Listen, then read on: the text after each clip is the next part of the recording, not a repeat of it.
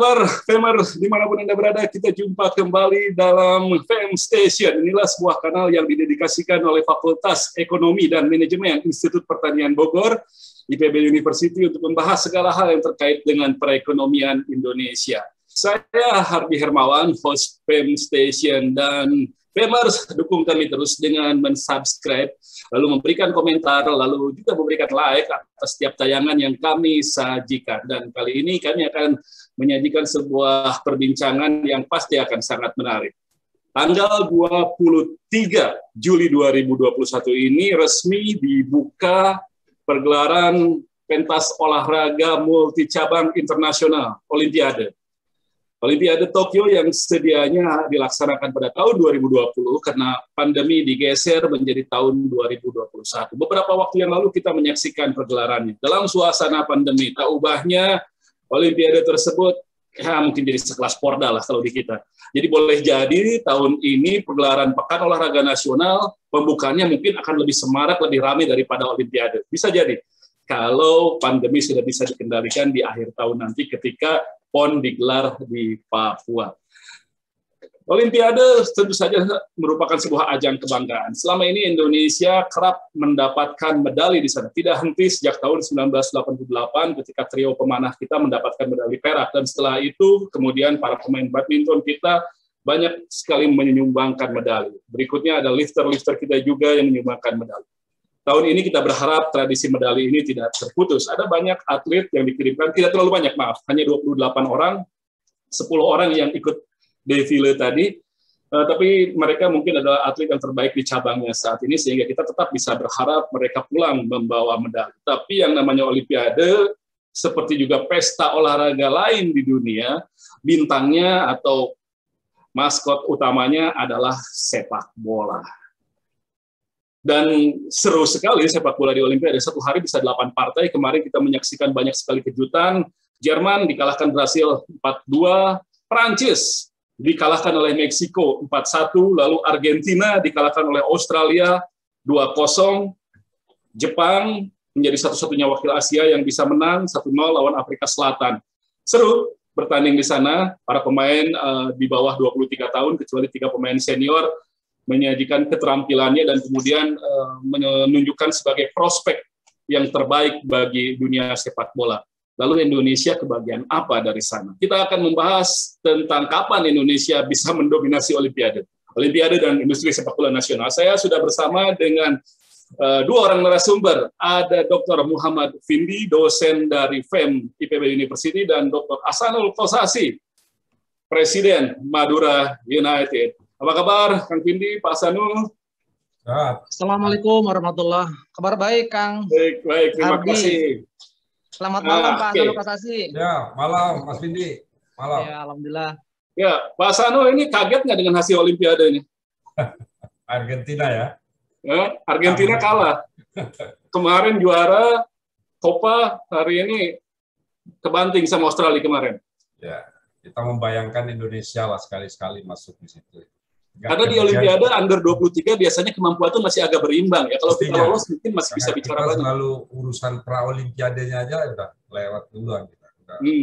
Nggak bisa masuk ke sana. Jadi memang ya fundamentalnya kita harus perbaiki. Karena kalau usia 23 semua masih sama. Dulu waktu saya masuk di pengurus PSSI, saya ke Uruguay, ke Primavera di Italia. Itu rapornya Del Piero kalah dibanding rapornya Kurniawan Julianto. Alessandro Del Piero itu sama Kurniawan Julianto itu kalah. Jadi Kurniawan lebih bagus dari Del Piero di rapornya. Ketika muda. Ketika junior. Kurniawan kita 19 di Primavera waktu itu kalau kita ke sana. Rapornya Kurniawan lebih bagus dibanding Alessandro Del Piero. Tapi pada saat ke kompetisi balik ke sini, setelah itulah yang terjadi memang. Artinya kalau bicara soal bibit, potensi, prospek, luar biasa. Kita punya banyak. Masalahnya sistemnya tidak mampu untuk mengembangkan prospek potensi ini sehingga bisa jadi optimal ketika sudah senior. Ya, ini kan masalah sustainability dari satu program. Kalau program junior mulai dari bagaimana program festival di U12, 13, 16, 17 sampai 18 sampai di 21. Mereka harus matang di situ. Nah, ini sustainability program dari ini yang sering hilang. Kan kita pernah kita juara Piala Coca-Cola. Pernah kita juara. Tapi begitu menginjak 18 tahun, program di situ tuh tidak ada. Kompetisi di sana itu nggak ada. Nggak ada. Jadi kita kan udah tahu kompetisi Perserikatan dari puluhan tahun yang lalu, Galatama dari akhir 70-an. Ya. Udah berkali-kali eksperimen diganti format kompetisinya. Kenapa gagal terus? Ya, karena memang klub belum bisa membiayai juniornya secara jujur. Jadi itu memang harus ini kan tidak marketable. Tidak bisa tidak ada uangnya. Kalau yang tidak memiliki nilai market sama sekali, itu mestinya diurus oleh PSSI. Nah, kalau yang sudah profesional, ya sudah, itu profesional klub silakan cari duit sendiri, cari sponsor sendiri bermain. Tapi untuk yang belum memiliki nilai komersial yang bagus, itu PSSI yang harus mengadakan. Kayak kemarin kompetisi misalnya EVA, ya, yang kompetisi untuk usia muda. Itu harus terus dilakukan. Jangan diserahkan kepada klub untuk ngurusin mereka. Klub kirimkan pemain, oke, tapi semua biaya ditanggung oleh federasi. Oh iya. Karena itu nggak bisa dijual, sponsor nggak ada. Yang bisa untuk Indonesia kan biasanya yang muda-muda juga seru biasanya. Ya. Timnasnya ya. Ya.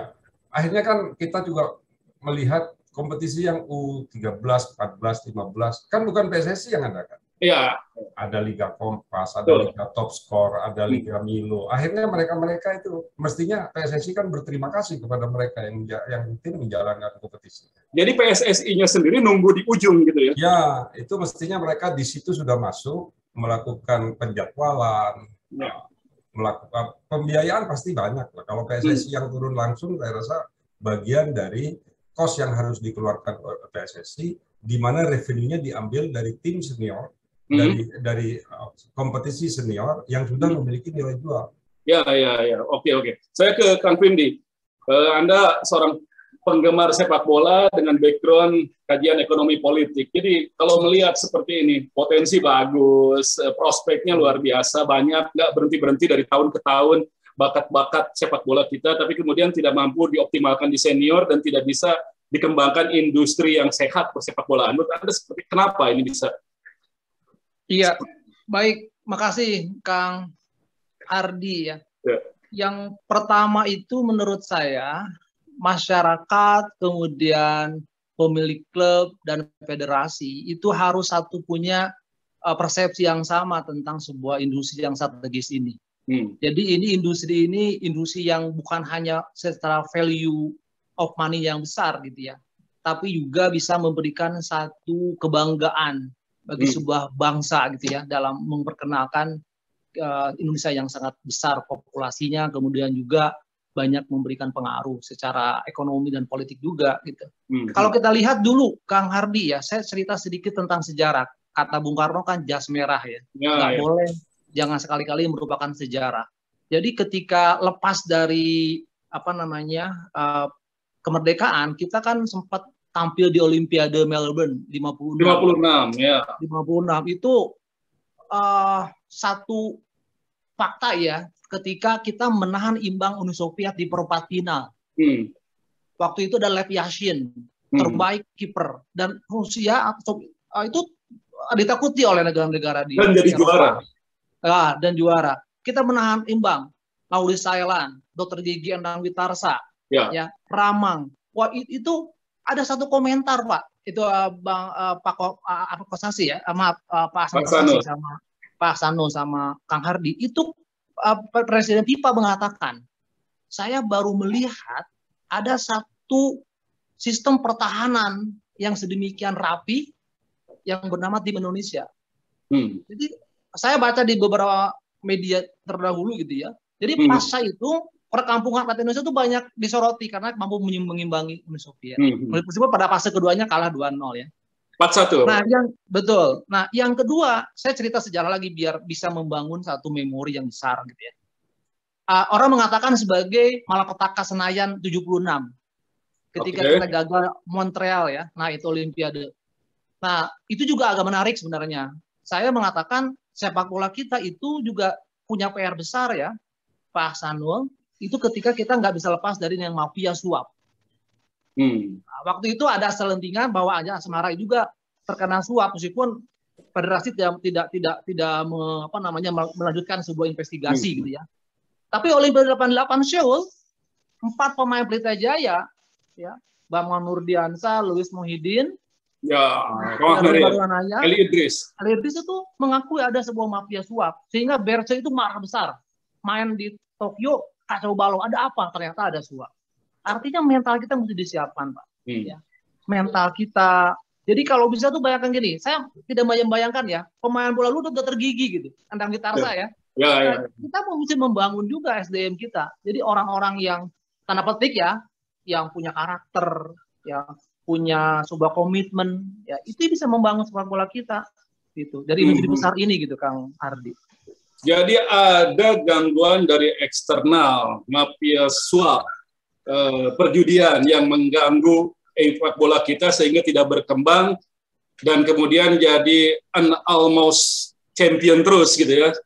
Ya, spesialis timnas ya, untuk timnas ya, gangguan di timnas ya. Ya. Itu seberapa berpengaruh Pak Hasan? Judi ini kan kalau kita bicara mengenai hampir di semua olahraga itu ada ya.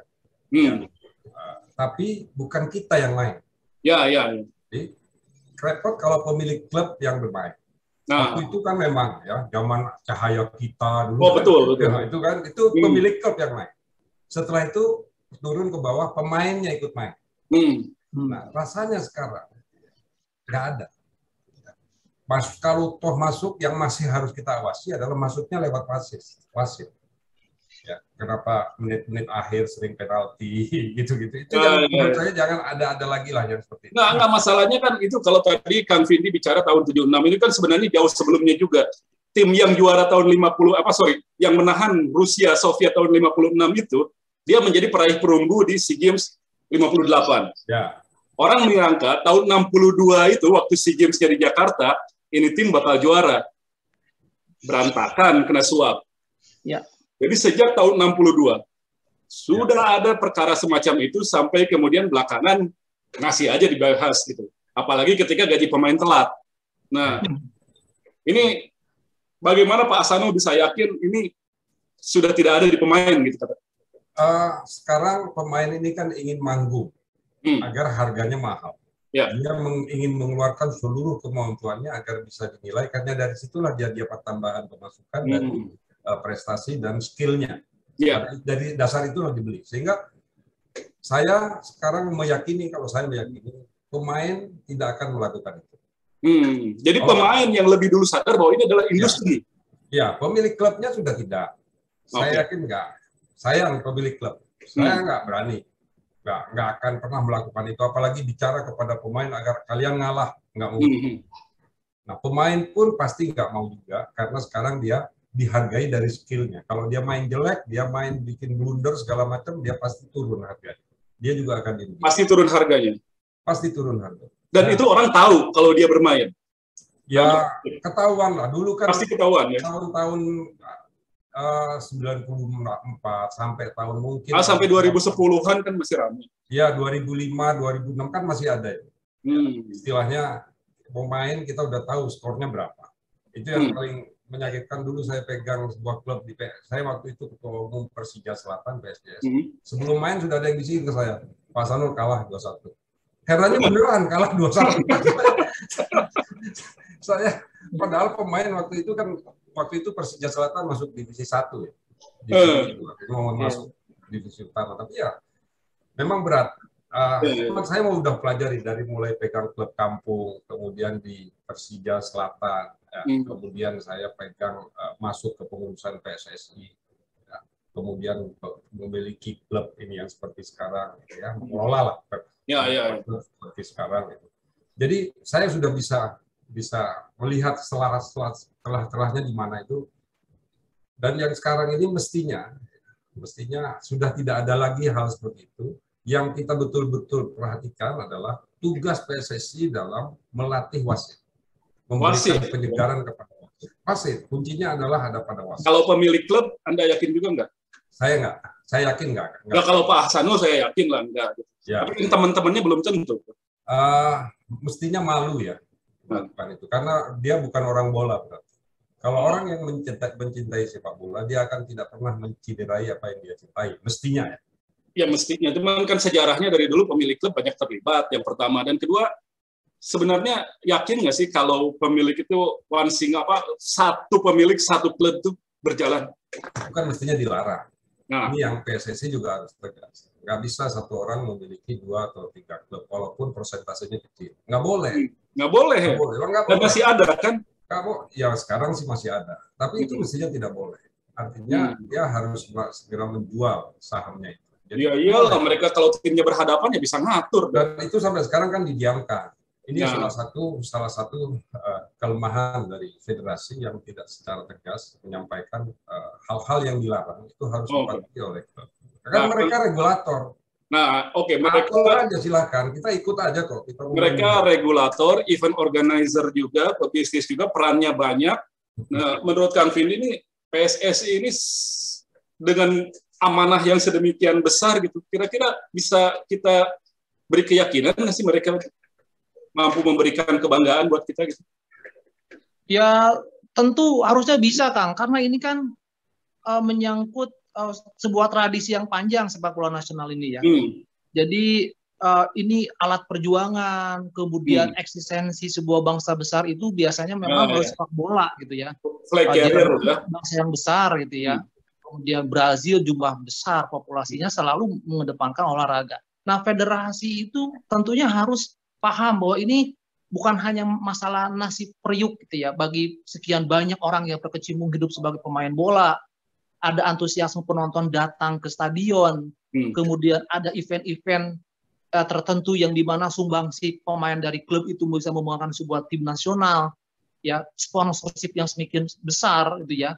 Artinya banyak keterlibatan pemerintah, regulator dalam ini PSSI gitu ya sebagai kepanjangan tangan pemerintah dalam mengelola persepak bola nasional itu sebagai sebuah hal yang membanggakan harusnya bersyukur ketika pengurus PSSI itu hidup. Artinya kan mereka diberikan banyak amanah, diberikan banyak kepercayaan, bahkan diberikan perpres atau apa Pak Hasanul?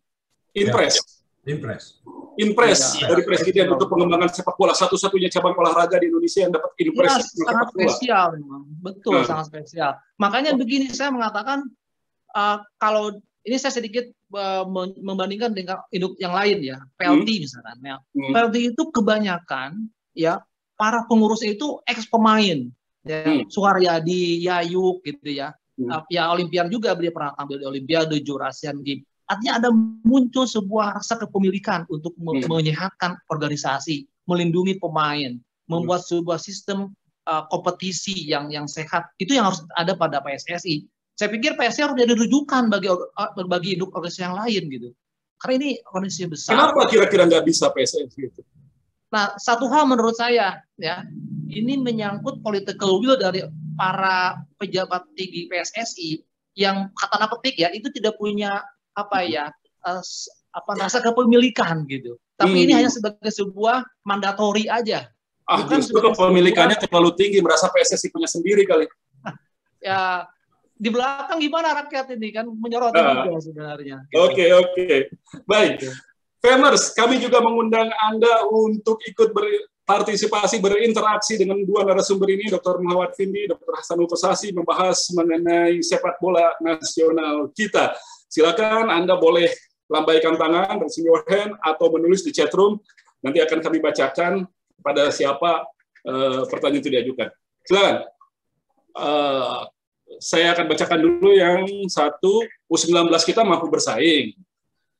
Giliran ke profesional jadi redup, pada potensi cukup besar. Ya tadi udah dibahas sedikit banyak, ada problem juga di federasinya, lalu kemudian juga sedikit banyak ya belum terlalu dijamin bersih. Mungkin pemain bersih, tapi wasit tidak tahu, perangkat pertandingan tidak tahu. Nah ini yang jadi problem. Silakan yang lain, mungkin Andreas Marbun, saya undang Andreas Marbun bicara. Andreas Marbun adalah pengelola situs bola Pandit Football. Dibukain tuh Andreas Marbun. Siap. Malam Kang Hardi. Malam. Ya, malam. Kang Vindi. Selamat malam Pak Andreas. Siap. Saya sebenarnya sederhana aja, Kang. Agak beda dikit mungkin ya. Kan dari tema soal sepak bola Indonesia menuju Olimpiade. Mungkinkah gitu. Nah, saya sih pengen ngomong sebenarnya kan ada poin yang paling penting menurut saya. Tidak akan ada prestasi yang baik tanpa organisasi olahraga yang baik. Pertama menurut saya. Lalu kemudian juga tidak akan ada timnas yang baik tanpa liga yang baik pula. Gitu. Konteksnya pertama di situ menurut saya. Sekarang kita bercontoh sedikit, mungkin saya sedikit memberikan contoh. Jepang tahun 80-an, mereka membangun awal sepak bolanya dengan cara membangun banyak lapangan sepak bola, bukan lapang rumput, bukan lapang yang bagus, bukan lapang yang mahal. Tapi lapang yang pasir, yang rumputnya tipis, ada pasirnya, biar dipakai sehari 3 kali 4 kali nggak cepat rusak. Apa artinya itu? Adalah sebenarnya concern-nya adalah sebenarnya ngajakin orang berpartisipasi sebanyak-banyak orang untuk berkegiatan bersepak bola lah. Lalu kemudian tahun 93 Jepang membangun liganya di awal. Dan mereka kalau kita bisa boleh belajar, mereka membangunnya dengan cara 100 buat rencana 100 years plan. Bukan rencana 20 tahun, 30 tahun, tapi mereka membangunnya dengan rencana 100 tahun. Jadi jangan terlalu kita jangan membandingkan dulu sama Indonesia, Kang Hardi. Kalau dengar cerita rencana panjangnya Jepang, lalu kemudian concern-nya mereka adalah membangun partisipasi publik, lalu dan kultur sepak bolanya. Kalau Kang Hardi masih ingat ada film Tsubasa. Mereka membangun dari kulturnya dari awal, concern-nya dari kultur. Nah, sekarang kalau kita membandingkan sama Indonesia kan jauh bener ya. Kalau kita lihat sekarang Jepang sekarang, bayangkan Kang, 53 pemain Jepang sekarang beredar di Eropa. Di bursa transfer yang di tahun ini sekarang ada 63 orang yang kemudian beredar di bursa transfer Eropa. Mereka membangunnya sejak tahun 80-an dan 93 membangun liga profesionalnya. Sepak bola Indonesia sekarang kita terakhir di level ASEAN saja tahun 91 baru punya prestasi. Saya sih tidak ngajakin orang buat pesimis ya, tapi kita boleh bersyukur lah ya. Sekarang dalam posisi saya sekarang Pandit sering mengkritik PSSI, mengkritik otoritas sepak bola. Ceritanya kan kita haus sama prestasi, kita rindu sama prestasi lah. Terakhir aja tahun 91. Dan kita juga wajib bersyukur Kang Hardi, kita punya Chief Aksanul gini nih, yang mau mewakafkan dirinya nih ya. Berapa kali kalau sampean browsing aja ya, berapa kali mundur dari Madura, bukan mundur ya. Ada pernah mundur dari Madura United karena dikerjain sebagai bentuk protes ya Pak Aksanul, atau mungkin waktu itu klubnya rugi dan segala macam dan otoritas sepak bola tidak mau peduli gitu. Nah menurut saya kan concern-nya adalah ekosistem yang pertama yang harus dibangun oleh sepak bola Indonesia. Pilih dulu mau bangun ekosistem prestasinya dengan membangun kulturnya, membangun kedisiplinan taktik sejak awal, tadi Pak Aksanul cerita dari U12, dari akademi, atau kita mau ngomongin memberesin ekosistem industri yang juga nggak beres-beres sampai sekarang. Ya. Nah, jadi nggak kemana-mana sekarang ini PSSI ya? Betul, Kang. Yang pertama menurut saya ekosistem prestasi dan industri yang harus diperbaiki. Dan satu lagi kuncinya, kita harus berani mengakui bahwa PSSI tidak baik-baik saja, sepak bola Indonesia tidak baik-baik saja. Berani mengakui itu aja udah penting, Kang. Karena mereka merasa sekarang otoritas sepak bola saja tidak pernah mau mengakui bahwa sepak bola Indonesia baik-baik saja. Tapi tidak baik-baik saja. Mereka bilang fine-fine aja, buktinya duit masuk, terus sponsor jalan, apa segala macam. Mengakui dirinya sepak bola Indonesia tidak baik-baik saja itu jadi penting menurut saya. Oke. Akui bahwa kondisinya bermasalah, tidak baik-baik saja. Dan sebetulnya bikin perencanaan yang jangka panjang dan konsisten. Contohnya Jepang, lalu bersikap juga, tegaskan juga maunya jadi apa. Ekosistem industri dulu yang dibenahin, atau culture-nya. Kalau culture kita nggak perlu bangun lagi dari anak kecil sampai apa, bola udah disenengin. Kalau di Jepang emang baru dibangun kan? Betul. Iya. Nah, baik. Nanti setelah Kang Marbun saya akan undang juga yang lain. Silakan. Pak Iman minta waktunya tambah dong, siap. Asik ini katanya, waktunya ditambah. Nah ini lagi, selamat malam. Saya mau bertanya ke Pak Hasanul. Setahu saya PSSI sudah membuat roadmap Indonesia menuju Olimpiade. Ini Pak Zildan ya. Nah ini bagaimana nih kelanjutan roadmap-nya itu tadi? Masih di atas kertas mungkin di lacinya siapa? Silakan dulu Pak Hasanul. Saya nggak tahu siapa yang membuat roadmap. Pengurus PSSI loh, Pak Hasanul dulu. Tahu saya dan roadmap-nya seperti apa? Ya karena saya tidak lagi pengurus PSSI. Tapi mestinya roadmap itu kelihatan semua diketahui oleh semua, ya paling nggak para pelaku sepak bola. Tapi memang di kita ini ada dendam setiap pergantian kepemimpinan di PSSI yang tidak berkesudahan. Ya. PSSI ini dijadikan alat sebagai kepentingan gini, kalau mau populer, mau tenar, ya, itu mau jadi wali kota. Nah, mau jadi apapun, mau jadi gubernur, mungkin pengen jadi presiden, ya rebut ketua umum PSSI, tapi tidak tahu apa yang harus dilakukan di PSSI. Nah, artinya bagaimana pergantian dari Nurdin Halid ke Johar, kemudian dari Johar kepada Pak Lanyala, kemudian walaupun sementara, kemudian sekarang kan tidak ada yang terkait di Ramayadi, kan tidak ada yang urus, semuanya hampir membawa gerbong, kemudian dendam kepada pemimpin yang lama, gitu ya, pengurus yang lama. Tidak ada sustainability dari program. Padahal itu urusan 4 tahunan mereka. 4 tahun ganti, 4 tahun ganti, 4 tahun ganti. Sudahlah, kita itu sudah tidak bisa lagi mencari sepak bola itu dari instan. Kita udah pengalaman bagaimana Primavera, bagaimana Baretti, bagaimana SAD, semua nggak bisa. Yang bisa dilakukan itu adalah perbaiki iklim kompetisi. Semua didapatkan dari kompetisi yang sehat. Nah, caranya ya liganya yang harus sehat dulu. Nah, emang liga bisa sehat kalau federasinya nggak sehat, Pak? Saya paling menentang, Hardi. Buat apa klub itu diberikan saham oleh PT Liga? Nggak penting itu klub diberikan saham. Pegang 100% saham itu oleh PSSI. Tapi begitu PSSI sebagai ketua umum PSSI misalnya terpilih, dia akan bilang, hey, kepada para swasta, para penggila sepak bola, silakan ajukan kepada saya. Ajukan kepada saya, yang tertinggi saya akan beli untuk menjadi pengelola kompetisi.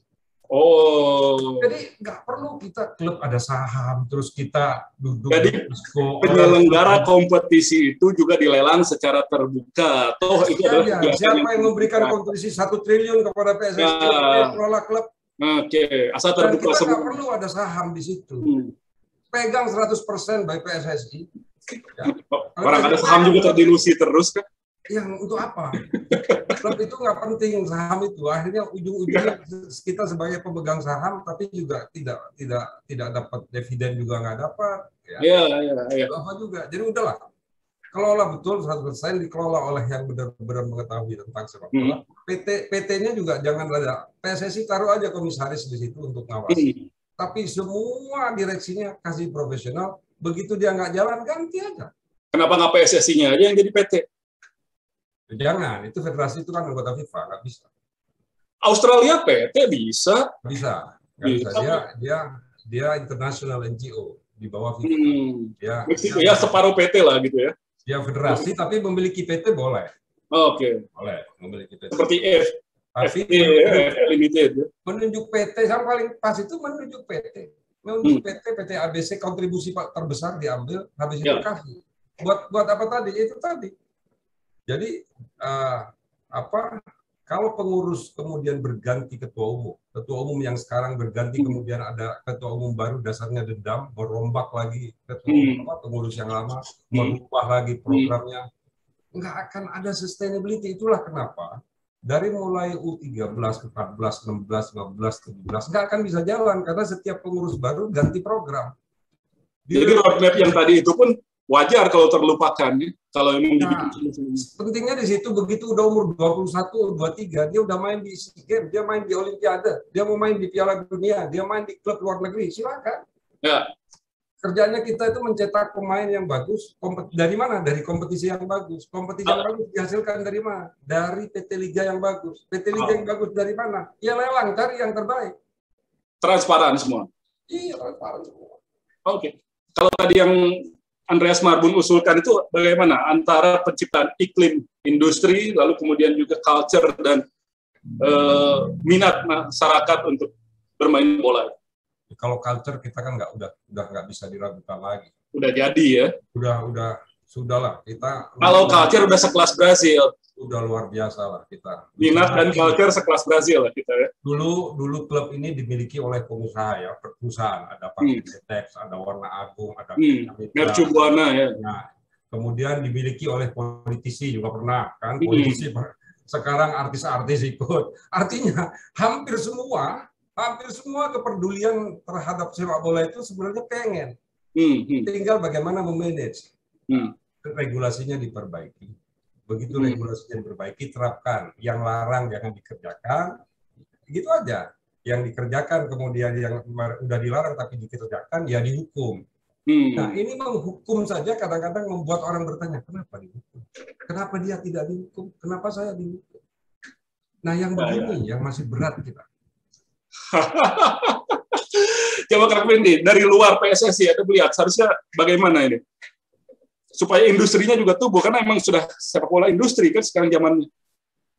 Iya, menarik ya Kang Hardy. Kalau saya gini, misalkan secara hitungan ekonomi secara kasar saja ya, Pak Hasan pasti lebih tahu lah.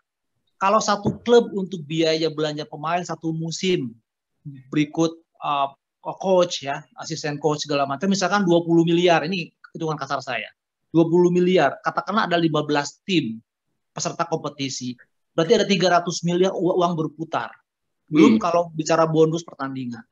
Ini artinya sebagai sebuah industri yang menjanjikan gitu ya. Artinya ini kita banyak orang hidup dari sana ya.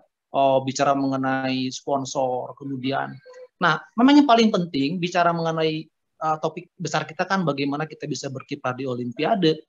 Saya teringat dengan dulu ya Bang Andreas sama Pak Hasanul. Dulu PSSI juga ya di bawah koordinirnya Pak Sigit Ridwanto ya. Itu proyek Garuda 1 Garuda 2. Itu memunculkan satu prestasi yang luar biasa tuh. PSSI PPD 85 itu mayoritas pemain-pemain PSSI Garuda 1, Hermansyah, Sain Irmis gitu ya. Ya, Berkuti Ashari. Betul. Itu nyaris kita lolos ke Piala Dunia.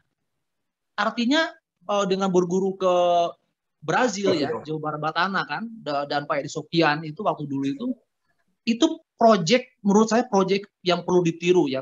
Totalitas seorang Sigit Ridwanto, Pak Cardono juga betul mati-matian ya, seorang militer TNI AU, tapi dia juga memang penggila bola karena juga pengurus PSSI TNI AU juga, PSTNI AU. Nah, artinya apa? Proyek ini nyaris juga sempat oleh Kurniawan dan kawan-kawan ya Bima Sakti di Olimpiade apa namanya 92 ya 92 ya 96 nyaris tapi tidak sementereng zamannya Hermansyah dan kawan-kawan. Nah, jadi menurut saya gini, kalau usul saya sih untuk proyek Olimpiade itu di samping dari pemain dari klub under mungkin 23 ya, 23 ataupun 18, memang ada proyek khusus menurut saya. Ada pemusatan pelatihan khusus untuk proyek jangka panjang Olimpiade 32 misalnya. Berarti kalau misalnya Olimpiade 27 misalkan ya, 26. Nah, dari sekarang buat tuh. Dan memang betul kata Pak Hasanul Kasasi, setiap pengurus ya itu nggak boleh rubah gitu. Jadi jangan egonya jangan muncul. Itu programnya pengurus lama. Saya akan delete lagi nih program. Padahal sudah berjalan, anak-anak itu fokus pelatihan di mana gitu. Nah, artinya memang nggak main-main gitu. Kalau Olimpiade ini khusus memang program jangka panjang gitu. Primavera udah oke, Garuda 1 udah oke. Cuman ya tadi saya sepakat karena memang federasi tidak fokus untuk membuat sebuah proyek presisius yang memang jangka panjang gitu. Itu menurut saya. Jadi di satu sisi pembentukan tim khusus melalui pelatihan jangka panjang bisa dijalankan. Garuda 1 berhasil, Primavera oke. Meskipun Garuda 2 ya hanya menghasilkan profit kucire atau SAD. SAD babak belur nggak ada, harusnya SAD ini kan sekarang ini puncak-puncaknya, tapi ternyata nggak ada satupun yang jadi juga dari sana.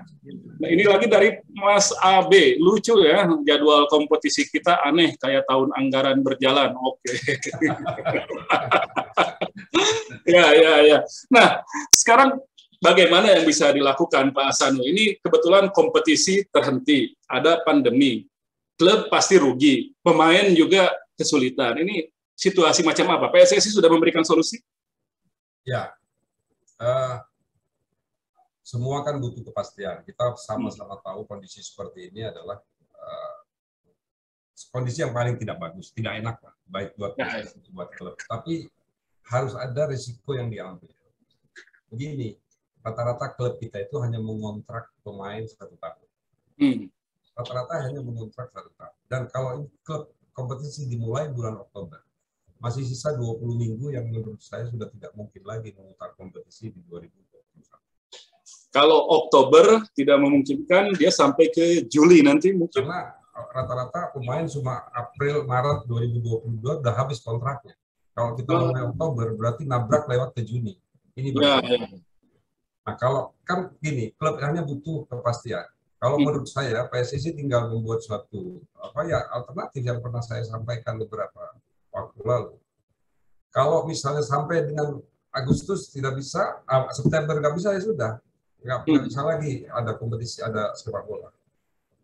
Tinggal mau Piala Menpora yang berhasil bikin turnamen ya silahkan. Tapi intinya kita ingin kepastian dari PSSI, dan PSSI harus mengambil resiko ini. Agustus jangan hanya begini, kirim surat kepada klub, kompetisi akan diputar di bulan Agustus dengan syarat pandemi sudah turun. Semua orang tahu itu kan nggak penting. Saya bilang ini surat nggak penting. Ya. Semua orang tahu kalau pandemi udah turun pasti. Tapi kapan deadline-nya? Karena nanti begini. Klub itu sekarang berhadapan dengan kontrak dengan pemain asing. Kalau yang pemain lokal tidak bisa bicara. Kalau pemain asing itu apa-apa di luar FIFA. Dan itu kita pasti kalah. Ada 3-5 klub di kita yang kalah di FIFA. Dan itu klub yang kena, bukan PSSI-nya. Ya, 4-5 miliar klub itu harus dibayar. Dan ini kan berat. Jadi ini pertanyaan Pak Dekan nih, Pak Nunung Nuriyartono, Prof. Nunung. Jadi bagaimana kelangsungan klub-klub Indonesia ini sementara belum berjalan, agenda belum ada, nasib klub sendiri bagaimana? Ya, kita berhenti dulu, kita istirahat dulu, klub pemain saya pulangkan segala macam. Tapi tetap digaji pemainnya. Kita tunggu peraturan PSSI. PSSI harus ngambil keputusan sebagai regulator. Dengan kondisi begini, PSSI yang harus menyampaikan pemain itu idealnya digaji berapa selama masa iddah ini, masa nunggu ini. Ini harus, kan kita harus gaji, nggak mungkin nggak gaji. Tapi kan harus seragam, jangan ada yang sok-sokan klub yang punya duitnya banyak, kemudian wah saya bayar penuh pemain, mentang-mentang itu kan nggak bagus juga buat iklim sepak bola kita. Seragam, atur, perkara mau dikasih lebih ya silakan, tapi harus ada atur minimal 25% dari salary silakan bayar. Nggak apa-apa, klub akan berkorban kayak. Sampai saat ini kan belum ada. Belum ada. Kita jadi masih nunggu. Anda tetap bayar gaji pemain. Ya, kita gaji normal masih sekarang. Sampai bulan depan kita masih bisa gaji normal. 100%? Masih bisa gaji normal. Karena kan sebagian kita ada PSSI juga memberikan pencairan. Sampai bulan depan? Sampai bulan depan masih bisa normal. Tapi 1 bulan lagi? Ya, artinya sampai bulan Agustus kan bisa. Setelah itu menurut saya yang harus diambil keputusan. Kalau sampai Agustus itu belum ada keputusan, itu pemain mau diapain? Kalau saya keputusannya, saya mengacu kepada keputusan yang lama. Saya akan gaji 25% sampai kontrak selesai. Tinggal pemain juga mengerti kok. Yang begini mengerti, cuma kan pemain asing masalahnya. mereka betul-betul. Ya mereka menuhankan kontrak. Mereka pakai agen, pakai lawyer. Tapi kita kan enggak, masih rembuk-rembukan kita. Misalnya pemain kita masih ngobrol. Pemain asing Anda ada berapa? 4. Alamak, banyak juga lagi ya. Banyak. Ya memang disuruh 4 ya gitu. 4. Ini nih, Ignatius Indro. Repotnya kan kalau jabatan ketua PSSI cuma jadi batu loncatan, nggak fokus seperti Pak Edi Rahmayadi. Apa Pak Iwan Bule seperti itu juga katanya? Kira-kira gimana? Kang Vindi dulu lah liatin itu, Kang Vindi gimana kira-kira? Apakah sama juga gitu loh?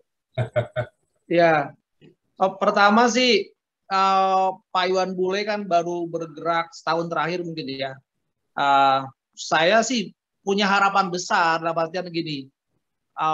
Beliau pasti banyak mengambil itu pelajaran ya. Harusnya nih secara normatif tentang bagaimana federasi itu bergerak. Ya. Nah, kalau misalkan Pak Iwan Bule itu masih juga nggak bisa bergerak menjadikan batu loncatan, apalagi ya itu, waduh, saya pikir berarti dia tidak sayang sama PSSI, tidak sayang sama pemain dan juga tidak sayang sama klub. Jadi lupakan Olimpiade, mimpi lagi aja. Kita mimpi panjang, Pak Mauli Selian 56 dan hampirnya aja 976 itu. Gitu. Iya. Paling tidak kan kita lebih baik dari Inggris lah. Kita terakhir juara tahun 91. Inggris kan tahun 66 kemarin juga. Iya, kelamaan juga 30 tahun nih Kang Hardi. Harusnya ada prestasi lama. Liverpool 31 tahun. Liverpool 31 tahun. Tapi kan championnya sempat berapa kali, Cip. Betul. Ini lagi nih, Zaidan Hilman Karami. Selain dari federasi atau peran dari, bagaimana peran dari sport science, lalu kemudian peran analis yang perlu dimaksimalkan untuk kemajuan sepak bola Indonesia. Jadi pendekatan saintis. Pak Sano? Ya, sekarang kan Menpora bicara sport science. Ya, tidak hanya sepak bola ini, hampir semua olahraga arahnya ke sana. Dan ini memang tidak lepas dari federasi dan koordinasi dengan pemerintah. Jadi ini yang sport science dalam impres itu diberi tugas itu adalah untuk ke Menteri Kesehatan dan Menteri Informasi, Menteri Kominfo itu diberi tugas. Impres itu Presiden menginstruksikan 12 menteri, bayangkan. 12 menteri? 12 menteri. Yang udah kerja berapa? Ya nggak tahu, ini belum tahu sampai sekarang gimana perkembangannya. Tapi begini, intinya impres itu harfiahnya, Presiden menginstruksikan kepada ke-12 menteri dan 2 badan, dalam hal ini Polri, ya, untuk mendukung sepenuhnya kemajuan sepak bola nasional. Artinya kalau sudah instruksi presiden, biasanya diikuti dengan program, budget, ya seperti blueprint gitu ya. Nah, blueprintnya bikin, buat sebarkan, undang itu para tokoh-tokoh bola itu yang jago-jago tentang sepak bola, taruh di satu tempat, itu kasih budget, kamu bikinkan blueprint 3 bulan, saya kasih waktu gitu, suruh kumpul di situ, siapkan, nah itu mungkin bisa. Jadi memang harus ada willingness yang kuat itu, karena instruksi presiden itu adalah instruksi loh ya. Seperti Pak Harto, impres SD dulu ya, sekolah dasar impres. Bayangkan itu SD impres, dasarnya instruksi presiden. Dan itu menyebar sampai ke desa-desa. Kuatnya di 27 provinsi waktu itu. Sebuah impres. Nah, ini impres di sepak bola. 12 menteri, 12 badan. Tidak hanya Mendiknas, kalau impres dulu cuma Menteri Pendidikan. Dan sekarang itu 12 menteri diinstruksikan. Dan tugasnya itu di impres itu kalau dibaca, tugas satu-satu para menteri itu dijabarkan satu-satu. Saya sudah buat analisanya dan rangkumannya tentang impres. Menteri ini buat apa, menteri A buat apa, menteri B buat apa. Itu arahnya itu maunya jadi seperti apa sepak bola kita? Industri sepak bola atau sepak bola ini udah industri. Nggak bisa dihindari. Dulu saya bendahara PSSI 97. Liga Jarum itu 65 miliar. Sponsor Jarum Liga Super 25. Cuma 65 miliar. Sekarang ini Gojek atau Shopee itu 400 sampai 500 miliar value kompetisi. Seandainya nggak ada pandemi, saya yakin dalam 2 tahun ke depan value kompetisi ini bisa 1 triliun. Apalagi ada artis-artis yang sudah punya di level bawah ya, dengan caranya itu mungkin bisa ngangkat value-nya. Dari sponsor segitu itu dikasih ke klub berapa? Ya, kita pokoknya satu musim dapat 6 miliar. Dicicil 600 juta setiap bulan dalam 10 bulan. Dipotong pajak. Itu yang dari sponsor? Itu dari sponsor. Itu dari liga. Saya nggak tahu sponsor masuknya ke liga berapa. Tapi itu nggak penting buat saya karena sebenarnya. Ya penting lah, itu kan enggak penting. Angka itu kalau misalnya kompetisi ini sehat, klub itu bisa mandiri dapat sponsor. Ya dari situ aja kan jadi nggak sehat artinya, kalau nggak jelas semua. Kompetisinya yang harus sehat, liganya juga harus benar. Jadi kalau kita jangan sampai kesannya kita minta subsidi terus, enggak. Perbaiki iklimnya, ya, kompetisinya betul-betul. Misalnya begini, contoh seperti yang diomongin oleh Marbun tadi. Mengenai jadwal. Nah, jadwal di kita ini, kita sudah kirimkan kepada sponsor jadwal live dari mulai pertama. Pekan pertama sampai pekan ke-17. Pekan kesekian, pekan kesekian. Kapan live-nya? Tahu-tahu H-2 pertandingan nggak dapat izin polisi.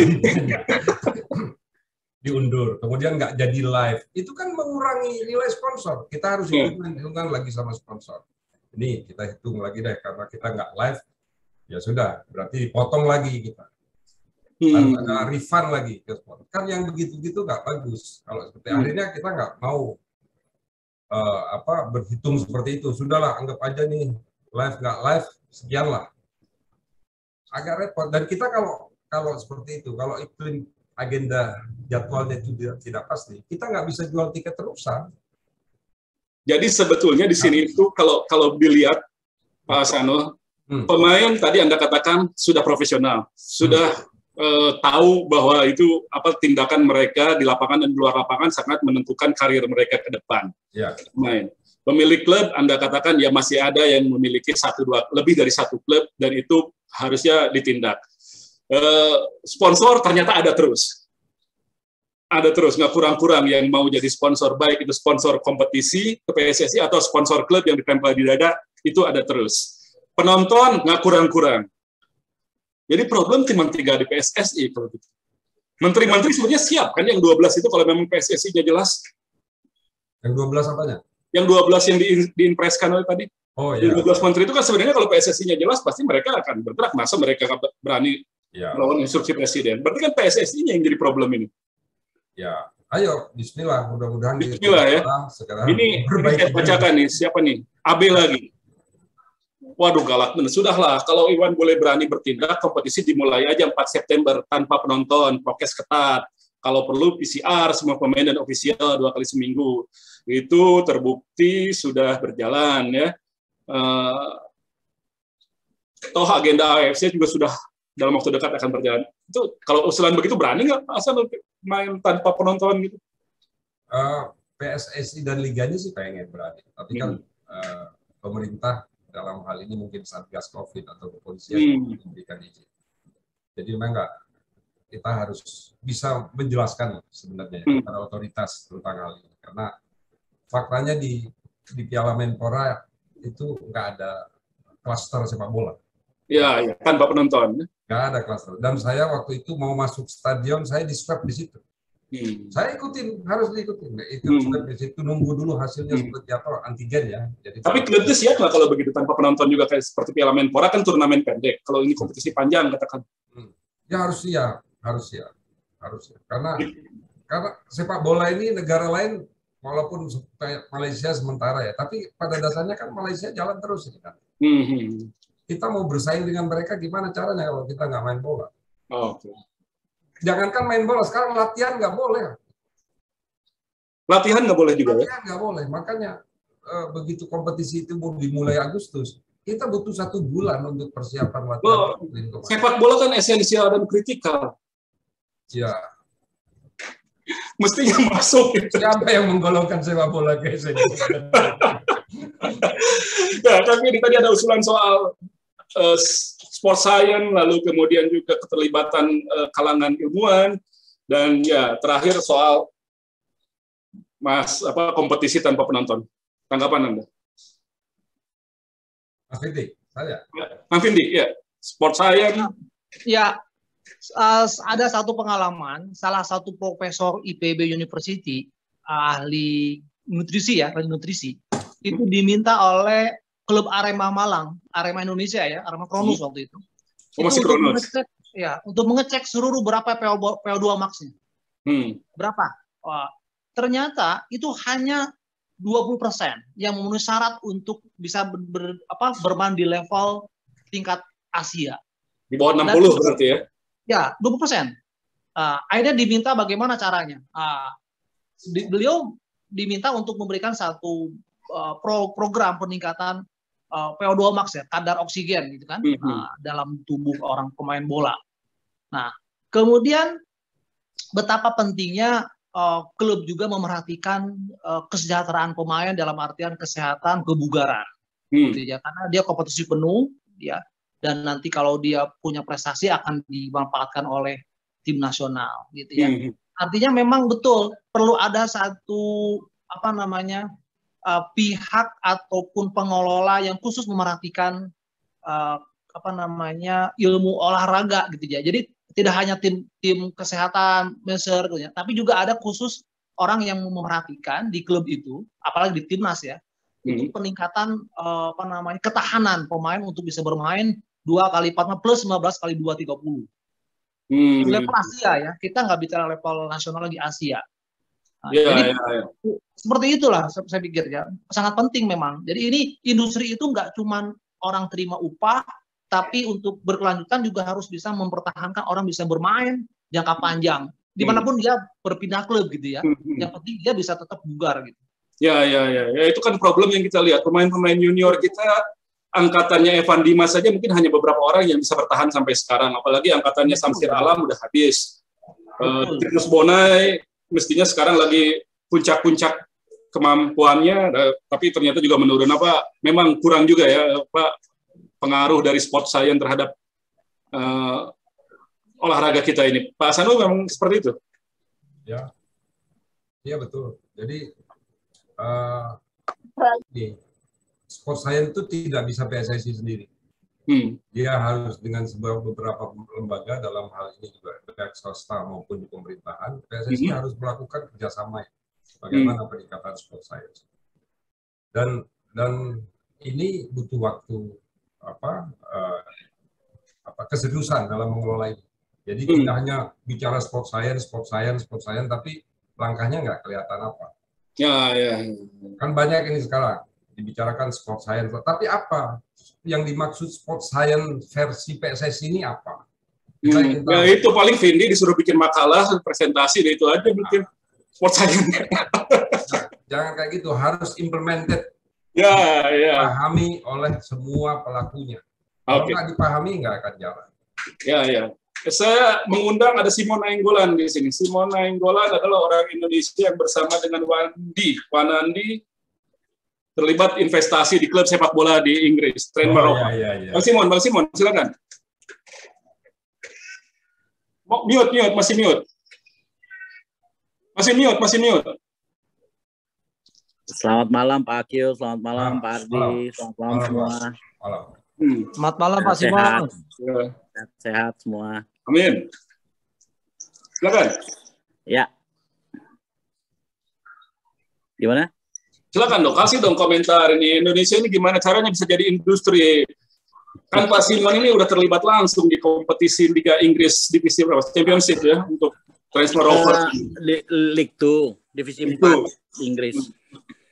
Nah, ini gimana pelajaran dari sana yang bisa kita ambil ke sini? Waduh. Saya kasih ini sedikit aja dari ruang gantinya Tranmere Rovers saja ya, kasih gambaran aja ya hari-harian ini. Senin sampai Minggu itu semua menu pemain itu berbeda.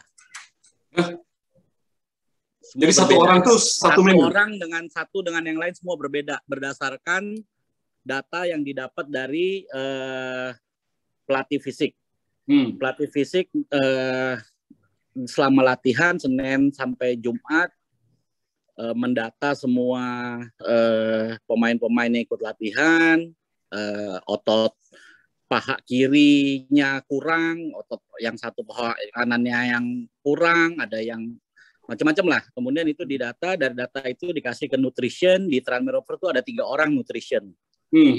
Nutritionnya itu mengolah semua data untuk membuat menu Senin, Selasa, Rabu, Kamis, Jumat dan seterusnya. Si A, si B, si C semua berbeda. Jadi hal sekecil itu saya nggak tahu kalau di kita sebenarnya saya nggak mau komen karena saya nggak tahu apakah seperti itu. Nah, Tranmere Rovers itu begitu.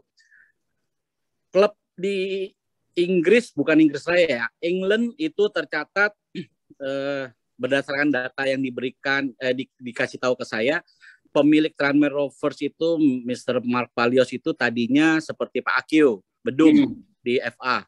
Dulu Pak Akio kan pernah jadi bedum juga di PSSI kan. Ya. Nah, sama tuh Pak Akio, si Pak Mark Palios itu dulu dia bedum di FA. Dia kasih tahu saya itu klub profesional di Inggris itu yang punya ADART yang klub profesional yang terdaftar di FA itu lebih 39.000 klub. 39.000 klub? Ya. Oke. Nah, salah satu contoh yang saya sudah lihat dan itu Tranmere Rovers, sampai Z-nya saya di dalam, saya lihat bagaimana mereka latihan dan memilih pemain sampai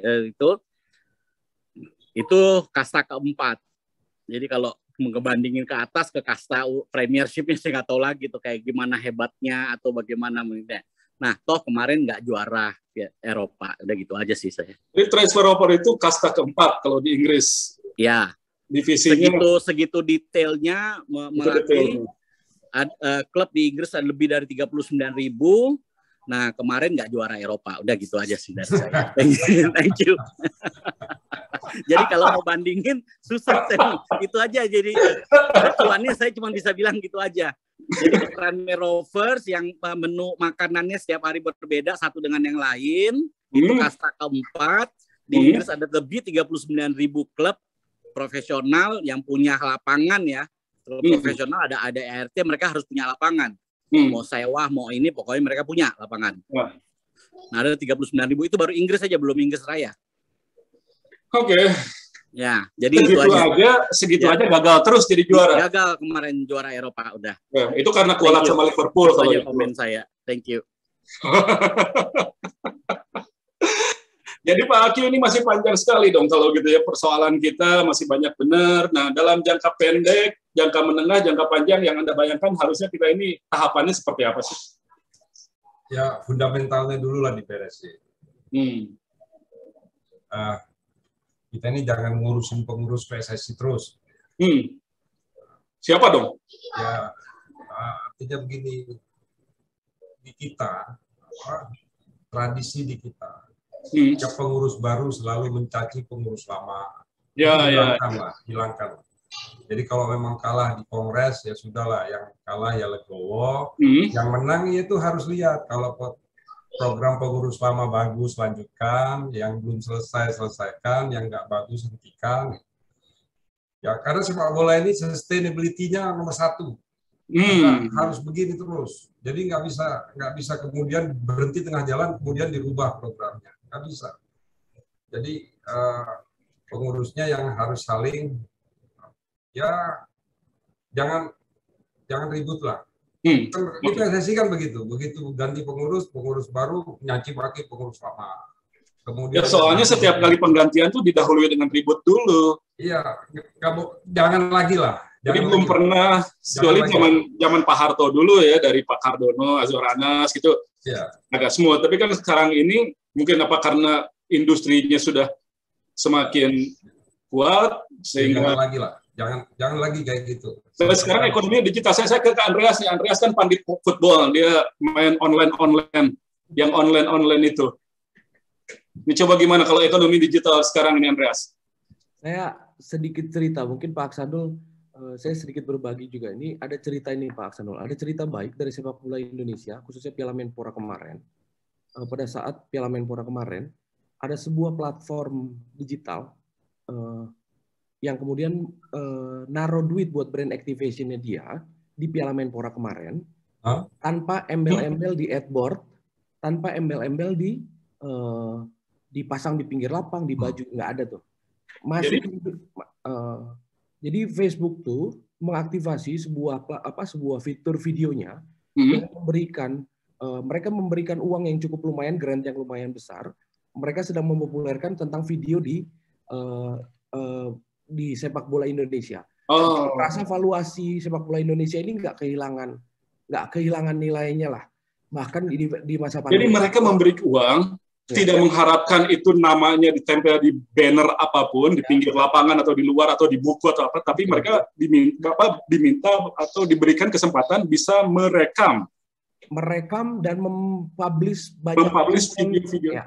Udah di digital, cuma mereka selain yang OTT yang lain, mereka juga dikasih hak untuk mempublish itu gitu. Mereka sedang memperkenalkan fitur baru soal Facebook Video dan Facebook Sports. Nah, maksud saya, walaupun kita harus tadi yang saya bilang soal mengakui sepak bola Indonesia tidak baik-baik saja, tapi secara valuasi kita tidak kehilangan nilai dan tidak kehilangan pasarnya. Nah, problemnya sekarang otoritas sepak bola tidak mampu memanage dan memonetisasi itu semuanya, sehingga kemudian bisa jadi nilai tambah buat klub. Yang kemarin di Piala Menpora tuh nggak lewat PSSI itu? Lewat PSSI dan lewat PT Liga. Mungkin Pak Aksanul belum tahu atau dikasih tahu juga ke klub, saya nggak tahu. Karena kebetulan tim kami yang ngerjain waktu itu Pak Aksanul. Jadi harusnya kebagian klub, nggak? Nggak ada. Nanti ceritanya setelah ini ada saya takut jadi salah nanti kemudian. Tapi intinya bercerita tentang ekonomi di sepak bola ini, kalau tadi Mas Vindi tadi cerita bahwa besar loh yang berputar, sangat besar Mas. Banyak orang yang ngincer, nggak cuma platform itu doang. Beberapa platform ngincer bahkan buat jadi sponsor yang serius di Liga Indonesia. Problemnya lagi-lagi, makanya saya bilang tadi, kesimpulan awal tadi saya bilang, liganya tidak dikelola dengan baik, tidak dikomunikasi dengan baik. dan federasinya juga tidak kayak nggak tahu ada cerita itu gitu di luaran sana gitu. Ya kemarin Piala Eropa tahu sendiri kan Akang ya. Emang nilainya berapa? Nantilah habis ini. Ya enggak lah, dikasih lah kisaran biar kita ikut bisa bayangin. Menurut saya lumayan bagus lah untuk sebuah platform yang kemudian tidak nempel apapun. Dibanding TV gede mana?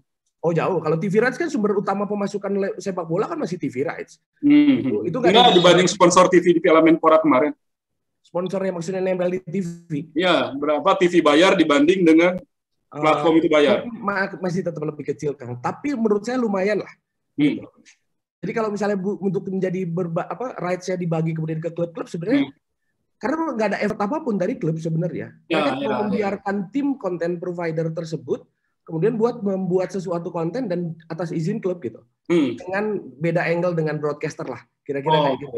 Dan mungkin ke depannya juga kita menonton bola tidak lagi di TV free to air. Betul, dan itu kan masa depan ya Kang ya. Masa depan, ya. Jadi sudah ini dari sekarang dan mereka yang mendahului kita dalam inisiatif untuk menyiapkan bagaimana tayangan itu berlangsung juga di kanal-kanal internet. Benar. Biasa yang kepikiran mereka lagi. Poinnya menurut saya adalah sebenarnya potensinya banyak, tapi memang nggak dikelola aja atau bahkan dalam situasi yang tidak baik-baik saja, seperti kata Andreas tadi, dalam situasi yang ancur-ancuran begini saja, sepak bola Indonesia itu masih bisa menarik minat para sponsor. Betul. Apalagi kalau bagus, 30 tahun nggak juara saja masih laku.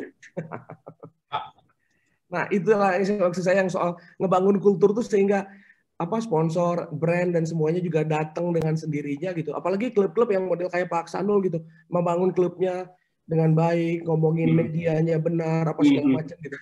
Dan bayar gajinya tepat ya, biarpun tahun bulan depan terancam. Nah, kan harus diedukasi, harus diajakin bareng-bareng. Maksudnya kata tadi Pak Aksanul tadi bilang, klubnya yang jadi barang dagangan utamanya, ya diajakin dong. Ayo gitu. Karena kalau barang dagangan utamanya ya cuma klub-klub dan semua pertandingan-pertandingan tersebut. Sementara klub-klubnya cuma gue kasih lu ya, TV rights tahun ini sekian ya, segala macam. Bahkan kata Pak Aksanul tadi, bahwa nilai yang kemudian masuk pun tidak transparan juga. Dibagi misalnya, dapat berapa, Persib dapat berapa gitu. Basicnya apa, penilaiannya apa yang kemudian dapat segitu gitu. Oke, jadi emang problemnya banyak benar. Ini ada lagi, Jojo Raharjo. Panjang juga saya akan bacakan. Konkret, gradual, dan jangka panjang. Key message yang ingin saya sampaikan adalah langkah konkret, gradual. Mana Jo? Kalau hilang. Oke. Nah, ini dia. Konkret, gradual, jangka panjang. Hari ini PSSI memamerkan kerjasama dengan Polri. Intinya Satgas Mafia Bola masih ada. Jangan coba-coba atur skor. Komitmen bersama antara Polri dan PSSI dalam memajukan sepak bola. Menurut saya hal ini bagus, tapi jauh lebih baik bila seremoni-seremoni macam ini diwujudkan secara konkret, termasuk dalam lobi bergulirnya liga agar tidak kalah dengan negara tetangga. Jangan lupa Liga 1 termasuk dalam 15 liga paling bernilai di Asia. Ada di posisi belasan dengan papan atasnya ada di Arab, Saudi, Jepang, Korea Selatan, dan China. Jadi bikin visi jangka panjang, implementasikan secara gradual dengan konsisten, siapapun pengurusnya, dan dalam jangka pendek harus ada quick win yang konkret. Ya.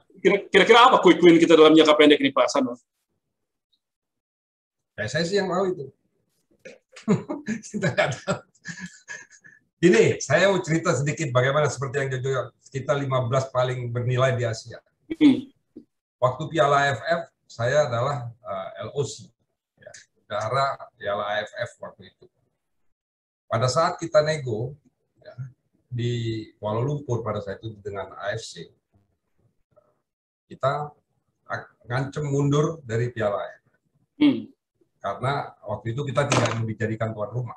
Makanya kan kemudian kan kita tuan rumah Piala AFF. Begitu kita ngancem mundur, Suzuki langsung mundur, nggak mau. Kalau Indonesia tidak gabung, dia mundur. Artinya, negara lain nama sponsor Suzuki, kan itu Piala Suzuki dulu kan ya? Iya. Tiger, AFF, Suzuki. Ya, Suzuki itu nggak mau. Begitu dia tidak lihat negara lain, yang dia lihat Indonesia. Begitu Indonesia mundur, dia nggak mau jadi sponsor. Ya pun nggak juara, tapi tetap seru gitu. Iya, artinya apa? Kita itu memang betul-betul sebuah nilai ekonomi yang bagus. Yang kedua, sepak bola kita itu benar-benar dihargai oleh para bisnismen, oleh para. Cuma sekarang sayangnya kita tidak ada perwakilan di AFC. Dulu kan kita punya exco di AFC. Sekarang nggak ada. Bang Dali Tahir dulu kan? Sekarang nggak ada. Nggak ada. Padahal masa yang jadi exco sekarang dari Yaman. Yang notabene negaranya masih diserang terus, masih perang terus itu. Mestinya kita sebagai bagian terbesar di Asia untuk kontribusi penggemar sepak bola, kita itu harus ada wakil kita di exco AFC sehingga kepentingan diplomasi kita di AFC itu betul-betul terakomodasi dan kita bersuara di situ. Ya, famous AFC itu ASEAN Federation Football Confederation. Jadi federasi sepak bola negara-negara di Asia. Ada eksekutif komite yang merupakan perwakilan dari federasi-federasi itu beberapa. Di Indonesia ini belum ada lagi sejak beberapa tahun terakhir. Ya, dari 2011 kayaknya kan. Udah 10 tahun ya. Sudah 11 tahun kita kan. 11 tahun. Kita punya exco di AFC. Dan itu lobby kita kuat. Untuk menjadi exco di AFC itu harusnya bisa. Lobby ketua umum PSSI. Gitu loh. Lobby pengurus exco PSSI untuk datang ke AFC menceritakan, dan di AFC itu nggak usah diceritakan potensi sepak bola Indonesia begitu. Nah, udah tahu sendiri lah. Udah tahu sendiri ya. Bahkan mungkin yang punya tradisi paling panjang sepak bola di Asia itu adalah Indonesia, karena tahun 48 Indonesia sudah mengikuti, tahun 38 sudah mengikuti Piala Dunia meskipun dengan nama Hindia Belanda. Karena kita lemah kan lobbynya sekarang. Jangan sampai nanti Timor Leste loh yang jadi exco AFC, malu kita. Kamboja, Timor Leste ya. Kamboja udah. Lama sudah. Kita kalah. Jadi lobby yang begini yang kita harus lakukan kepada AFC untuk menyampaikan beberapa bisa itu dilakukan. Jadi ya yang terjadi adalah memang gairah yang sangat besar dalam sepak bola kita di kalangan masyarakat, lalu kemudian juga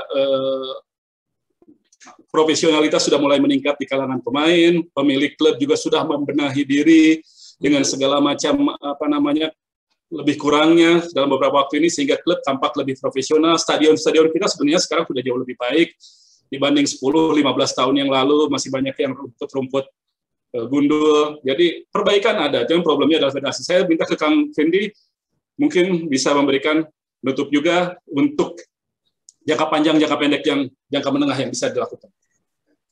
Baik, Kang Hardi, kita memulai bahwa sepak bola adalah sebagai sebuah alat perjuangan, alat pemersatu bangsa. Di samping punya values ekonomi yang sangat besar, yang berputar uang, ya kebanggaan sebagai sebuah bangsa ketika timnasnya itu berprestasi.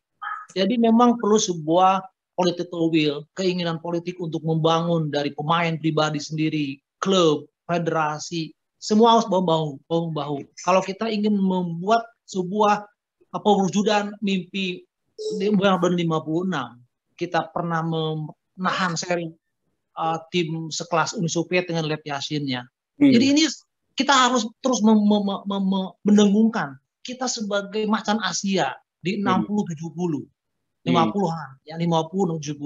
Kita sebagai sebuah bangsa yang mendapatkan sebuah apresiasi meskipun kompetisi sedang terhenti. Orang masih tetap respect bicara tentang sepak bola Indonesia.